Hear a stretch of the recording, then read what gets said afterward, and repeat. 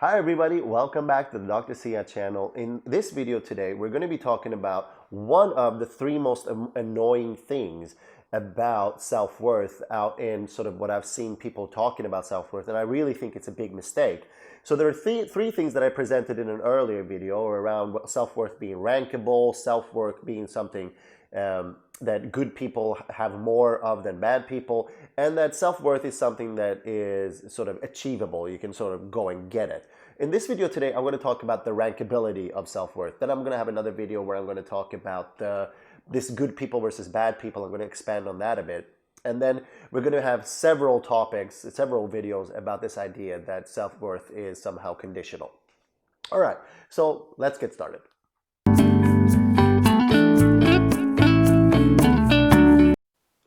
Okay, so what about this idea that self-worth is rankable? Is it rankable? Are there some people who have just slightly more worth than other people?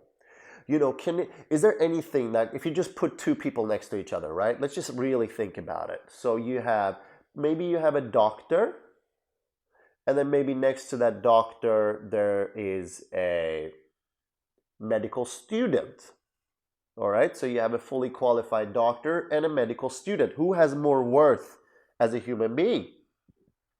In that sense, if you genuinely believe that the doctor has more worth as a human being than the medical student, then what you're alluding to is that your success, your knowledge, your occupational timeline, where you are in your sort of career, suggests that you have more worth than other people. But that then means that that same doctor at some point, 2 years ago, 3 years ago, when they were a student, had less worth than the next person. That would suggest that the less you have actually achieved in life, the earlier in life you are, and the less you have achieved, the less worth you genuinely have, right? Are you following me? The less you've achieved, the less worth you actually have. And who in this world has achieved nothing? Nothing yet, other than just simply being born? Well, babies, of course.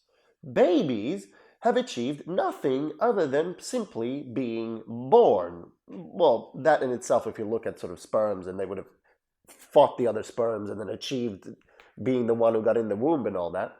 But that's about basically all they've done. And then apart from that, they're just really relying on other people to take care of them for a very, very, very long time. But in that sense, in this logic that a doctor is more worthy than the student, we can follow that right back to the idea that then that means that then babies have the least amount of worth in the world.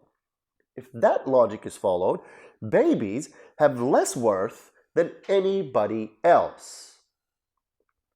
Then your mind might say, no, but babies have potential. Babies have the potential for life. They have the potential for worth.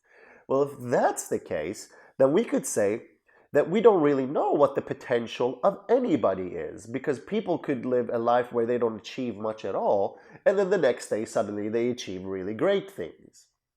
Most people that you've heard about who've achieved really great things, you don't know what their life was like before they achieved that thing, and they probably didn't achieve many great things before they achieved that too. So if it's about potential, then we have to realize that all human beings have equal potential for great things. So again, that falls apart.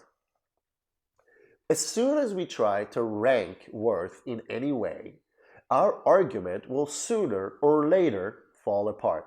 Now, if you have this idea of a rankable self-worth, I think the best thing you can do is go and read a little bit about the self-worth literature and see how people who have thought about the idea of self-worth now for thousands of years have dismantled the idea of self-worth being something that is rankable. Go ahead and look at it. Let me know what you think. Please let me know what you think about this video here. Comment, subscribe, press the bell button. The theory that I'm relying on here is ISTDP theory, and with an ISTDP therapist, a guarantee that you can get is that you will always have the same worth to them as you do to anybody else.